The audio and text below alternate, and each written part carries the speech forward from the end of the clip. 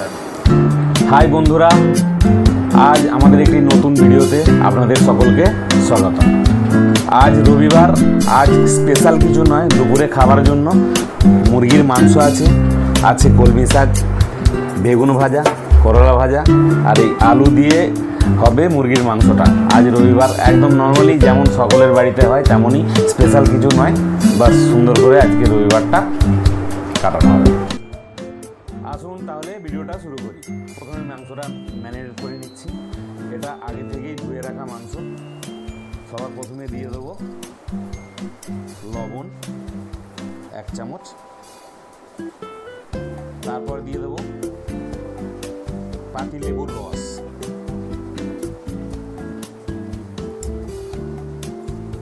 এটা দিয়ে দিচ্ছি একটা লেবুর হাফ। এটা দিয়ে একটু মাখিয়ে নেব।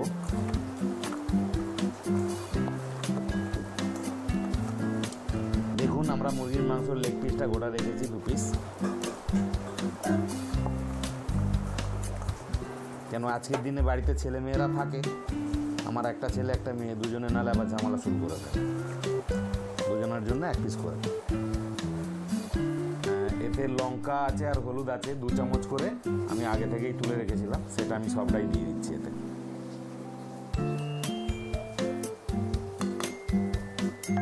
আর লাগছে তেল। 1 কেজি মাংসতে প্রায় 50 গ্রাম মতো তেল, এটা আমি সবটা দিয়ে দিলাম। এরপর এটাকে ভালো করে মিক্স করে নিতে হবে। দেখুন আপনারা, তেল, হলুদ, লঙ্কা সব একসাথে মিক্স করে নিয়ে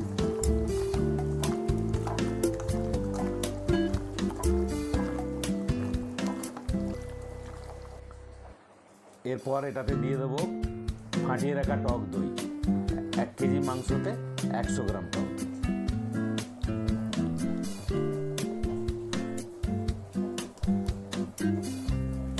এটা দিয়ে ভালো করে আবার মিক্স করে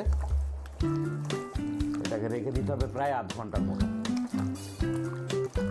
আপনারা চাইলে আরও বেশিও রাখতে পারেন, কিন্তু আধ ঘন্টা কমসে কম রাখতে হবে, তবে গিয়ে মাংসটা ভালো ম্যারিনেট হবে। আমরা ঝাল বেশি দিচ্ছি না, কেন সঙ্গে কাঁচা লঙ্কা আছে, 4-5টা কাঁচা লঙ্কা দেবো।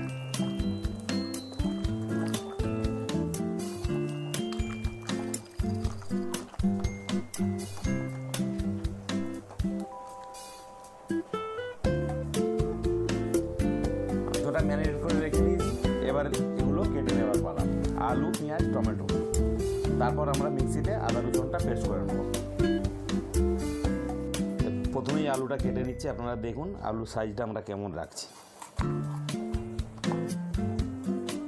খুব একটা বেশি বড় আলু কাটছি না, মিডিয়াম সাইজ।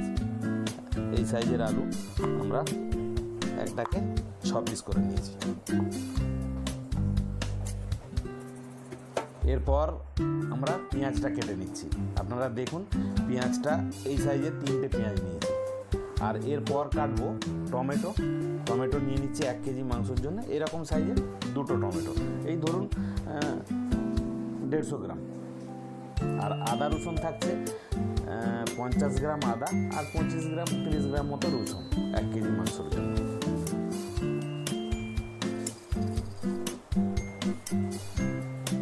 পেঁয়াজটা কাটা হবে ঠিক এরকম করে, একদম পাতলা পাতলা করে।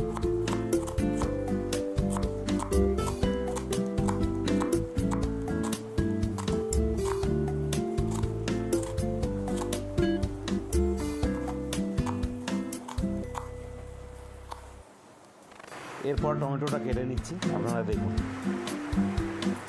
এইভাবে টমেটোটা কেটে, টমেটোর এই জায়গাটা কেটে বাদ দিয়ে দেবেন, কেন এই জায়গাটা সেদ্ধ হয় না আর এটা খাওয়াও শরীরের পক্ষে ক্ষতিকর। এইভাবে তারপর টমেটোটা আমরা পাতলা পাতলা করে কেটে নেব।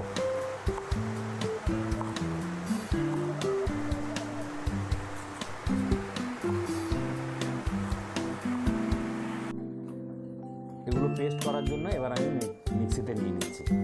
এই দেখুন এতগুলোর মতো কাঁচা লঙ্কা আর আদা রসুন সব আমি একসাথে মিক্স করব।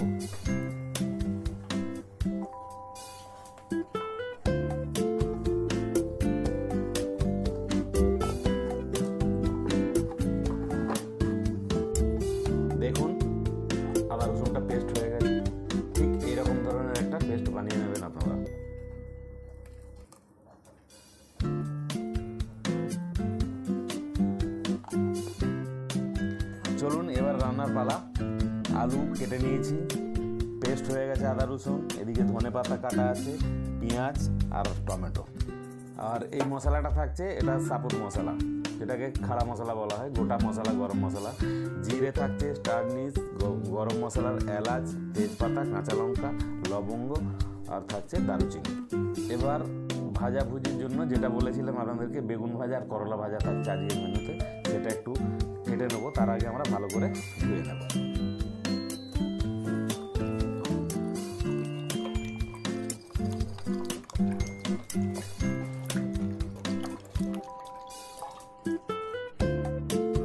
দেখুন আমরা এগুলো ভালো করে পরিষ্কার করে কেটে নিই পাতলা পাতলা করে। প্রথমে করলাটা কাটছি, আপনারা দেখুন এইভাবে। এটা গোল গোলই রাখবো, কেন ভাজা হবে এটা। আর একদম পাতলা পাতলা করে এগুলোকে ছাঁকা তেলে পুরো কড় করে, মানে যেমন চিপস হয় চিপসের মতো করে ভাজা হবে, তবে এটা খেতে ভালো লাগবে।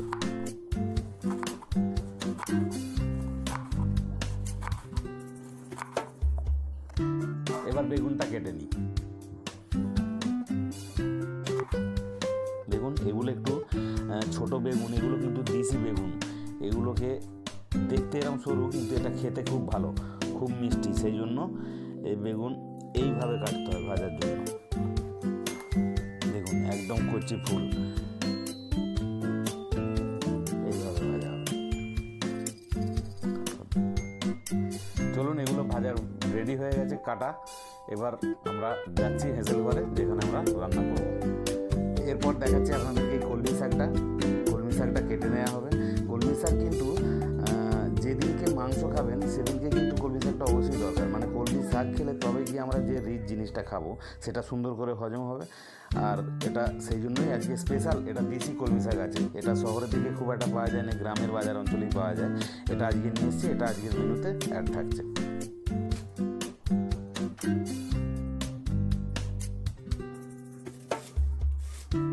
কলমি শাক কিন্তু এরকম একদম পাতলা পাতলা গুঁড়ো গুঁড়ো করে কাটতে হয়, এইভাবে ঠিক গুঁড়ো গুঁড়ো করে কাটতে হবে। হ্যাঁ, তাহলে আপনাদের এটা ভাজতেও সুবিধা আর খেতেও সুন্দর হয়। আর এতে কিন্তু দেওয়া হবে, এটা ভাজার সময় দেওয়া হবে কুচি কুচি করে রসুন, যেটা দিলে খুব সুন্দর একটা সেন্ট ছাড়বে বা খেতেও খুব সুস্বাদু হয়। চলুন আমরা প্রথমে আলুটা ফ্রাই করে নেব। তো তার জন্য তেল আমরা গরম করে নিয়েছি, এই দেখুন। তো তেলটা গরম হয়ে গেছে। তো তেল গরম করার পর এই গরম তেলের মধ্যে আমি দিয়ে দেবো একটু হলুদ। তাহলে আমরা যদি আলুটা গরম তেলে দিই, ওটা ফেটে গিয়ে হাতে লাগার ভয় আছে, সেটা দিয়ে দিলে কিন্তু আর হাতে লাগবে না।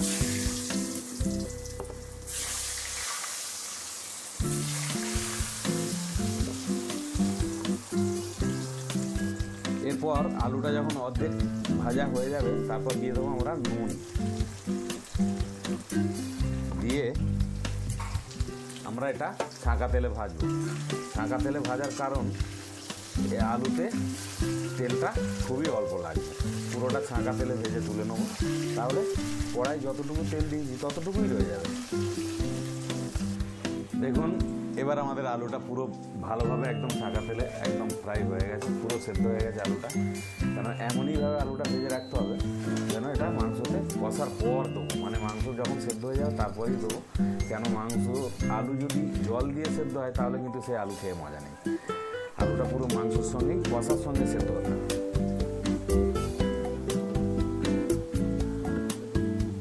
এবার আলুটা আমরা তুলে নিচ্ছি।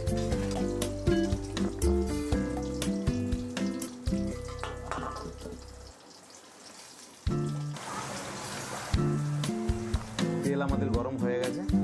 আমরা এখানে কিছু গোটা মশলা দিয়ে দিচ্ছি, যেটা আমরা আগে থেকেই রেডি করে রেখেছিলাম, আপনাদেরকে আগেই দেখিয়েছি। তেজপাতাটা আগে দিলাম, তারপর দিয়ে দেবো দারুচিনি, স্টার নিস, তারপর আমরা সব একসঙ্গে সবই দিয়ে দিলাম। কাঁচা লঙ্কা। এটা যখন ফ্রাই হবে তখন কিন্তু গ্যাসের ফ্লেমটা একদমই লো থাকবে।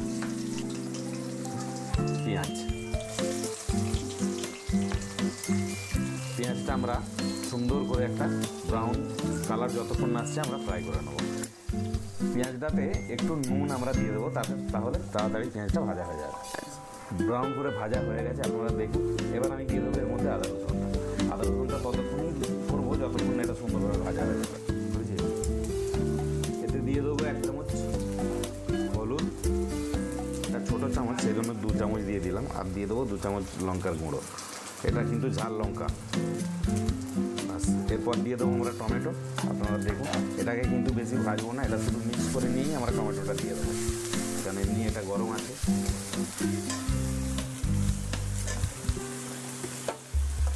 টমেটোটা দিয়ে কিন্তু একটুখানি সামান্য আমরা হালকা লবণ দেবো এতে। এটা যখন দেবো তখন কিন্তু এটা আঁচের গ্যাসটা একদম লো ফ্লেমে থাকবে। বাস, একটু হালকা করে যে মিক্সি দেওয়ার জলটা আমরা দিয়ে দেবো একটুখানি অল্প। এবার এটাকে আমরা কষাতে থাকবো। দেখুন মশলা পুরো কষানো হয়ে গেছে, এর ম্যারিনেট করা মাংসটা এবার আমরা দিয়ে দেবো, দিয়ে তারপর আমরা নাড়তে থাকবো, কষাতে থাকবো।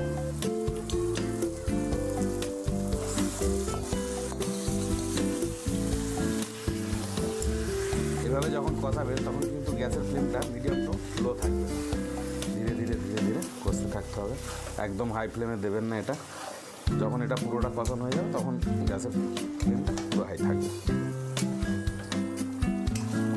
এতে একটু জল দিয়ে দেবো, এই ধোয়া জলটা দিয়ে দিলাম, দিয়ে একটু নাড়িয়ে নিয়ে আমরা একটু চাপা এটা দেবো। আর কোনো কিন্তু জল আমরা ব্যবহার করবো না, এটাই সব কিছু এর মধ্যে। এবার একটু ধনেপাতা দিয়ে দেবো, আর একটু ধনেপাতা আমরা রেখে দিচ্ছি, শেষে গিয়ে উপরে ছড়িয়ে দেবো। এখন এটাকে চাপা দিয়ে আমরা 10 মিনিট এটাকে মিডিয়াম টু লো আঁচে দিলাম। মাংসটা পুরো কষানো হয়ে গেছে, দেখুন ঢাকনা খুলেছি, আর জলটা কিন্তু এতটুকুই থাকবে। এরপর আমরা দিয়ে দিচ্ছি আলুগুলো, এর সঙ্গে এগুলো আলুগুলো দিয়ে দিলাম, দিয়ে আবার আমরা চাপাটা বন্ধ করে দেবো 10 মিনিটের জন্য। 15 মিনিট হয়ে গেছে, আমরা এটাকে খুলে দেখি।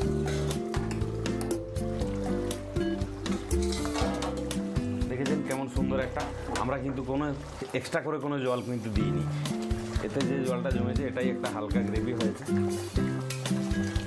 এবার গ্যাসের ফ্লেমটাকে আমরা লো করে দেবো। এবার কিন্তু আমরা নামিয়ে নেবো। দেখুন সুন্দর আলুও সেদ্ধ হয়ে গেছে, মাংসও সেদ্ধ হয়ে গেছে, লেগ পিসটা দেখুন আপনারা কত সুন্দর একটা একদম নরম তুলতুলে হয়ে গেছে।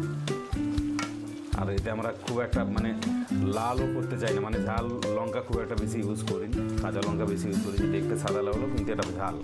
এবার আমরা এটাকে নামিয়ে নেবো, গ্যাস অফ করে দিচ্ছি। মাংসটা পুরো নামিয়েছি, কত সুন্দর দেখাচ্ছে একদম। এরপর আমরা এখানে খালি ধনেপাতাটা একটু ছড়িয়ে দিলাম, এটা এবার সার্ভ করার জন্য রেডি।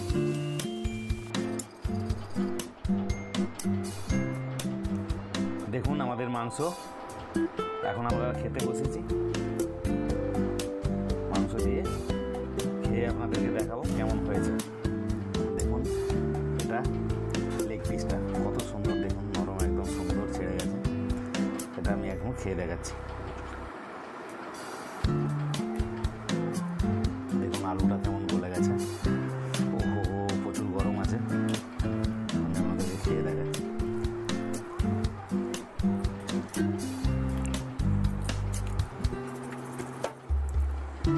দেখুন কত সুন্দর মাংসটা।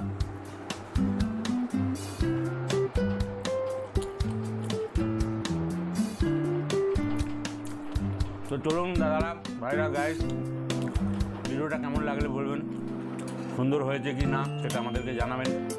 যদি ভিডিও ভালো লাগে আপনারা বাড়িতে টেস্ট করে দেখবেন কেমন হয়েছে না হয়েছে। আর আমাদের চ্যানেলটাকে সাবস্ক্রাইব করতে ভুলবেন না, লাইক করবেন, যদি কোনো কিছু বলার থাকে কমেন্টে জানাবেন প্লিজ। এর আগের ভিডিওটা আপনারা দেখবেন, আমরা চেষ্টা করব আপনাদের জন্য আরও নতুন কিছু ভিডিও বানাবো।